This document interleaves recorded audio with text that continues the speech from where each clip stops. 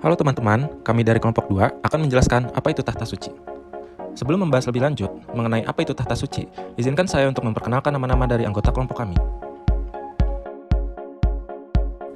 Dengan anggota kelompok adalah sebagai berikut: Rantianin Sabrina, Razel Batara Setio, Syifa Aulia Agustin, Samuel Renaldi Utapea, dan Tamara Windiantika.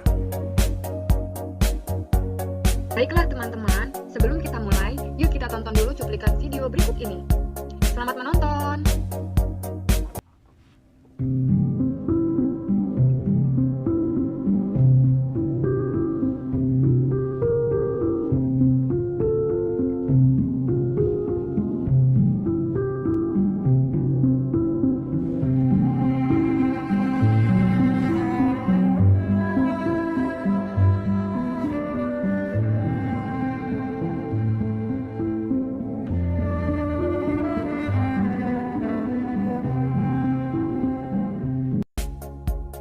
Wah, indah sekali bukan? Lalu sebenarnya Vatikan itu apa sih? Yuk simak penjelasannya bareng-bareng. Let's go! Pengertian tahta suci. Tahta suci Vatikan adalah gereja Katolik Roma yang diwakili oleh Paus di Vatikan. Juga merupakan yurisdiksi episkopal dari Paus Roma, tahta keuskupan nomor 1 dalam gereja Katolik, dan merupakan pusat pemerintahan gereja Katolik. Tahta suci dalam subjek hukum internasional. Tahta suci Vatikan diakui sebagai subjek hukum internasional berdasarkan Traktat Lateran pada 11 Februari 1929 antara pemerintah Italia dan Tahta suci Vatikan mengenai penyerahan sebidang tanah di Roma. Sebab-sebab menjadi subjek hukum internasional terdapat 4. Ke-1, memiliki populasi permanen. Kedua, memiliki suatu wilayah tertentu. Ketiga, terdapat suatu bentuk pemerintahan. Dan keempat, serta memiliki kapasitas untuk terlibat dalam hubungan internasional dengan negara lain.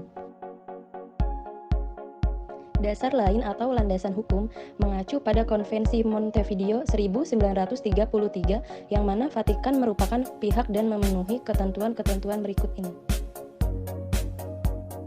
Peran Vatikan. Sebagai negara kecil sekaligus sebagai pusat agama Katolik dunia, Vatikan memainkan perannya sebagai moral power. Sebuah peran yang menuntut menegakkan nilai-nilai moral yang menyangkut kemanusiaan dan perdamaian. Vatikan melalui Paus dan para pejabat, Vatikan aktif menyuarakan pesan-pesan moral ke seluruh dunia. Peran Vatikan untuk negara Indonesia. Vatikan satu-satunya di Eropa yang merespon kemerdekaan negara Indonesia. Hal tersebut dikarenakan Vatikan merupakan negara yang memiliki pengaruh kuat dalam bidang sosial dan agama di kawasan Eropa dan Amerika.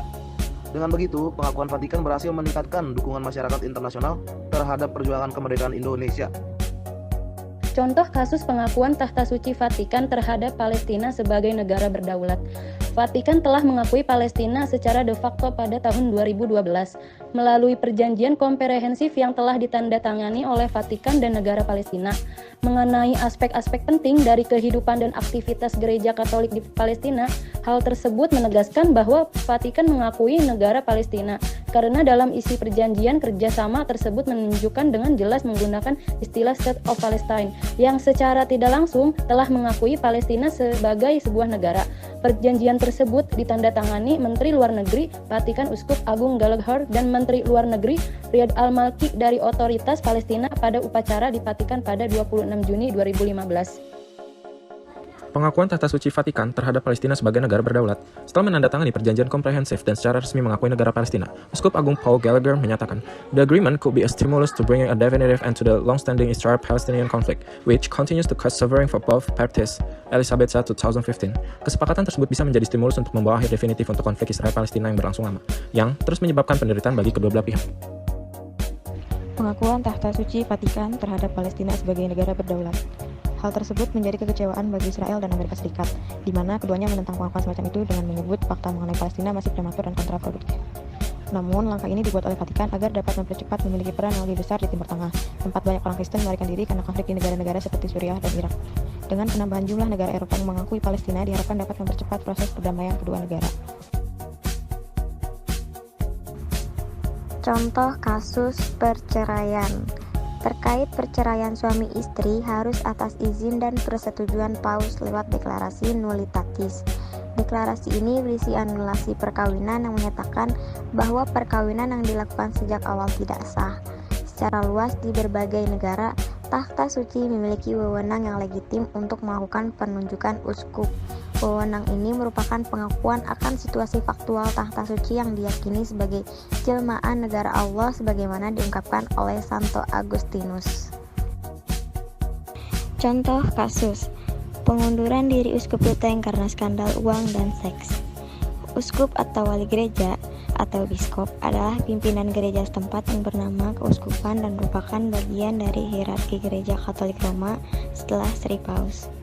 Monsinyur Hubertus Leteng yang merupakan Uskup Ruteng memutuskan untuk mengundurkan diri setelah diduga terlibat skandal penggelapan uang dan masalah wanita.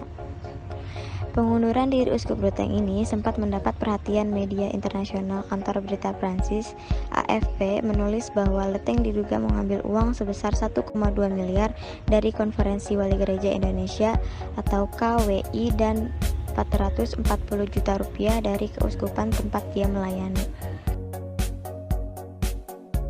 Contoh kasus pengunduran diri Uskup Ruteng karena skandal uang dan seks. Meski sempat menimbulkan reaksi bagi publik dan umat Katolik, namun masalah tersebut saat ini telah selesai.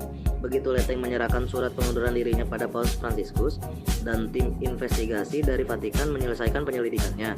Langkah-langkah yang dilakukan oleh Vatikan itu ada penyelidikan, ada konferensi wali gereja didampingi presisi dari Vatikan, dan setelah laporan dicek merupakan benar, maka dia mengundurkan diri, yang merupakan salah satu sanksi. Maka kasus telah selesai dan diganti dengan keuskupan yang baru. Kredibilitas merupakan poin utama dalam penyelesaian masalah tersebut, dan Luteng cukup sadar akan konsekuensi dari perbuatan yang dia lakukan, sehingga dia memilih untuk mundur. Kesimpulan, Vatikan atau Tahta Suci merupakan sebuah negara terkecil di dunia yang menjadi pusat penyebaran agama Katolik terbesar dan bertugas menuntut menegakkan nilai-nilai moral yang menyangkut kemanusiaan dan perdamaian. Terima kasih atas semua kasih dan perhatiannya.